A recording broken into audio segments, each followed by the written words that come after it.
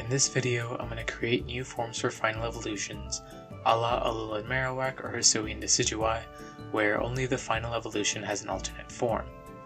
It's for my Opelucid region, which is like Hisuian Legends Arceus, but based on Unova and in the future. Fairies have been eradicated and dragons reign supreme. Let's get into the video. Simipour is part of a trio of competitively useless Pokemon based on Monkey See, Monkey Do, or something like that. Supposedly, it can destroy a concrete wall with high pressure water from its tail, but in reality, it's outclassed by 50 other Pokemon. That's enough Simipour slander though. I really like how stupid its design is. I mean, seriously, a shirt with no pants is a vibe. It's got a cute design, so we'll try not to mess it up too much, while adding a unique touch. To combat the severe effects of climate change in Opelucid, scientists engineered a Simipour that would absorb as much heat energy as possible. They did not take Simipour's comfort into account. For the design, I went for hypothermia vibes combined with a totem kind of thing. It's mostly just a Simipour frozen over with dark gray skin and slightly different patterns. Here's the final art. Simipour is a water ice type Pokemon with the abilities Sturdy, Refrigerate, and a hidden ability called Sub-Zero. All attacks from and against this Pokemon are ice type, unless they'd otherwise be super effective. This means that all non-grass electric fighting rock moves against Simipour are ice type and do 1/4 damage and lose stab if they had it. This also means that if Simipour doesn't have super effective coverage, its move will always be ice type. Though just a note, Hydro Pump on something like Lando would be 2 times effective, not 4 times, since the ability doesn't activate when attack is super effective. If you don't have Focus Blast, you'd have trouble hitting most other ice types, and without Grass Knot, you'd have that problem for water. Remember, if your attack isn't super effective, it's ice type. Simipour Opelucid has the same moves as regular Simipour, but replacing Rust with Explosion and replacing Scald with its signature move, Freezer Burn, which is a weak ice type special attack with 50% chance to burn its target, though if it fails to burn the target, it burns the user instead. Okay, so I know the ability is crazy, but I'm hoping the stats are spread bad enough to make up for it. I know I gave it a 30-point buff that it doesn't need, but I promised the other monkeys needed it, and I like that they hit the same total as the old Unova starters. The signature move is hopefully good enough that it encourages people to use it, despite the anti-synergy with the ability. With Hydro Pump, Grass Knot, and Focus Blast, it can hit most things for neutral, so the ability has almost no drawbacks. It's basically a worse Wonder Guard, but I think it's worse enough that it's balanced. It has no reliable recovery either, and its best move, to burn opponents, will likely burn itself to wear it down even faster. I posted this on Reddit half a year ago, and I don't remember getting criticism, so I'm sure that means it was perfect and everyone loved it. While Simipour does a great job of cooling down a room, his effects on the outdoors are difficult to notice if you're not up close. It works as a personal cooler, but that's about it. It's not a common Pokemon to see, but that's more because no one wants it around. Scientists aren't completely sure how it absorbs so much energy or where the energy goes, but Simipour seems to be pretty uncomfortable. If it works too hard too quick, it'll explode with the strength of a metric ton of TNT. Rapidash is another competitively bad Pokemon that moves at a brisk pace and hits with the strength of an angry goose. It's really not the worst in the lowest tiers, but it is severely outclassed in other tiers. I'm not going to give it a direct buff, and this form will probably still won't be valuable in UU, but I'll give it a more unique niche than a mediocre sweeper. From the hot Opelucid sun, Ponyta in the region had more power in their fiery mane. When they evolve, they don't grow a horn like in most regions, but instead their mane becomes a set of blazing wings. The design is mostly just regular Rapidash, and I didn't want to make it too much more complicated. It's basically just got more fire around it, but I made a point to keep it a bit skinnier to try and portray a weaker physical aspect in exchange for the power of flight. Here's the final art. Rapidash is a fire flying type Pokemon with the abilities Steady Glide, Flash Fire, and hidden ability Flame Body. Steady Glide makes the Pokemon immune to entry hazards, but multiplies its speed by 0.75 times. It has a unique signature item called Heart of Pegasus that boosts the speed of the holder at the end of each turn.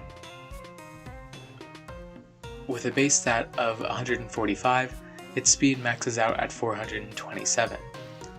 At 0.75 times, that's 320, which is less than max at base 100.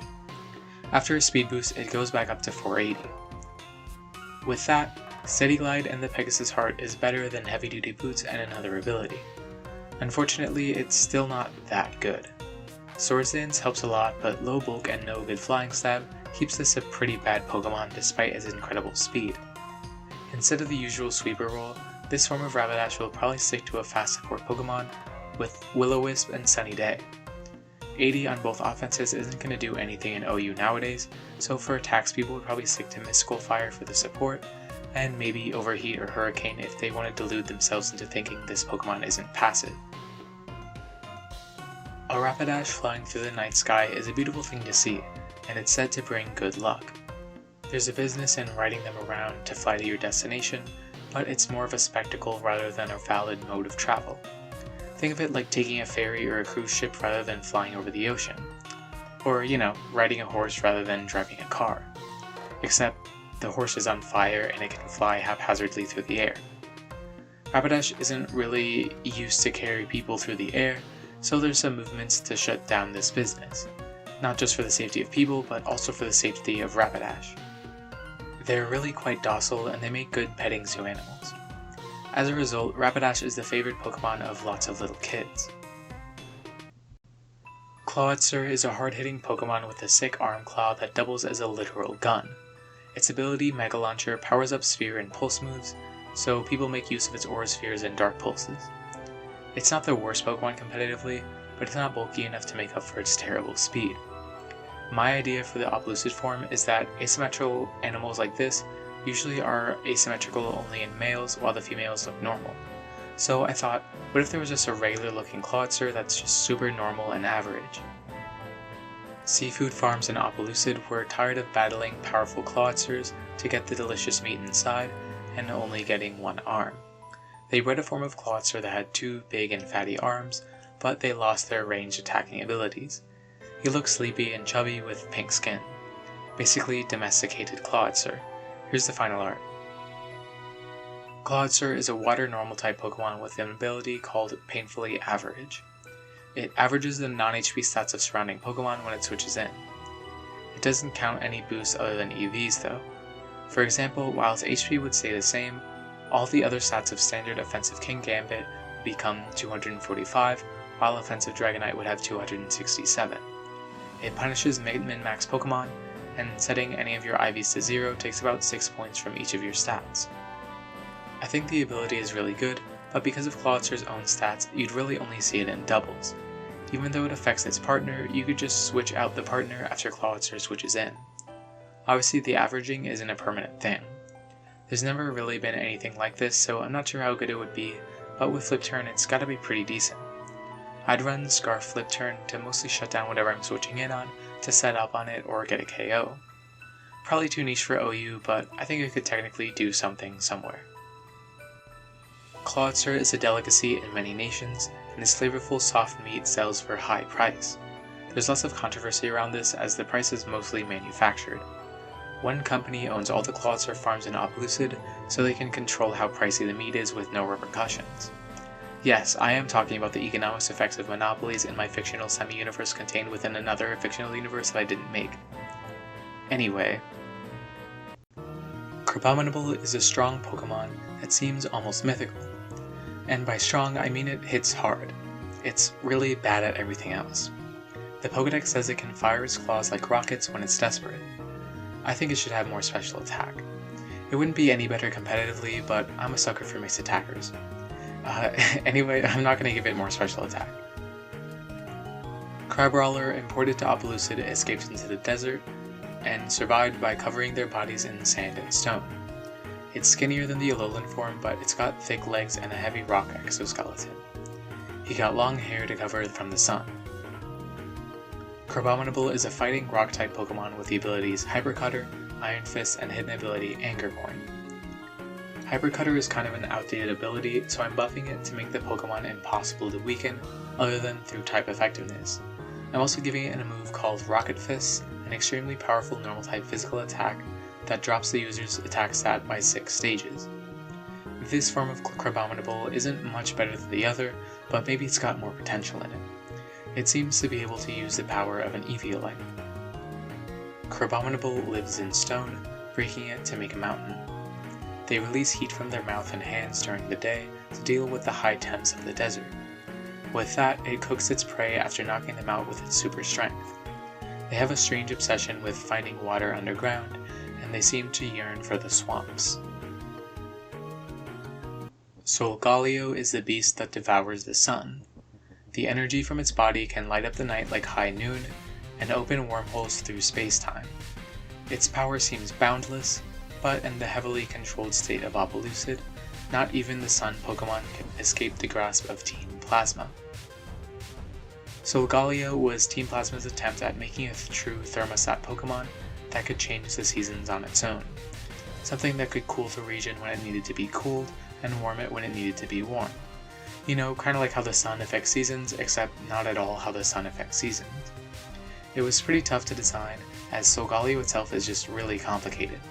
Most box legendaries are, but I guess I'm not used to drawing that kind of stuff. Solgaleo is an Ice-Fire type Pokemon with the ability Thermostat. With this ability, all Fire type moves in the field become Ice type, and all Ice type moves in the field become Fire type. For Solgaleo, effective moves are also powered up by 1.2 times. Solgaleo has a signature move called Frostbite Sunburn, which is a strong Ice-type attack that becomes Fire-type when that would do more damage. It's not affected by Thermostat, but still gets the 1.2 times buff. It has a 10% chance to burn or freeze its target. As cool as this sounds, Ice-Fire is actually a pretty awful typing. With this Pokemon's coverage, it really doesn't have a good way to hit water types. Water is known to even out temperature changes, so I guess it makes sense. The stats obviously get it banned to Ubers, but it's so slow that it realistically wouldn't do much there. In doubles it's interesting as it enables its partners to have coverage that they otherwise wouldn't. For example, Magearna and the Lati twins finally get fire coverage, while G-Darm gets great ice stab. It could be useful to spring that kind of coverage when your opponent isn't expecting it. That's a pretty weak niche though, certainly not better than adding another restricted mon like Zacian. Well, at least Solgaleo looks cool. Solgaleo can change the temperature of its environment at will, and as far as we know, its range is boundless. While Team Plasma seems to be pretty awful at keeping their experiments under control, Solgaleo has yet to escape. They keep it in a Master Ball, which should mean it could never escape, right? Nothing's ever escaped from a Master Ball before, right? Anyway, Solgaleo seems to be able to bring a room from 1 Kelvin to 1000 in under a minute. Though it's better at heating things up than cooling things down. If it does absorb a significant amount of energy, it can't hold for too long before it has to use some fire-type attacks to release it. This means it'll be difficult for even Solgaleo to control Opelucid's climate without some major technological advancement. Well, that's about it for this video. Check out my Patreon where you can subscribe for just $1 a month to get your name at the end of my videos. Thanks, Captain Cobot. My next Pokemon video, I'll be making a new evolution line for Tangela and Maractus. Hope to see you then, consider subscribing, and thanks for watching.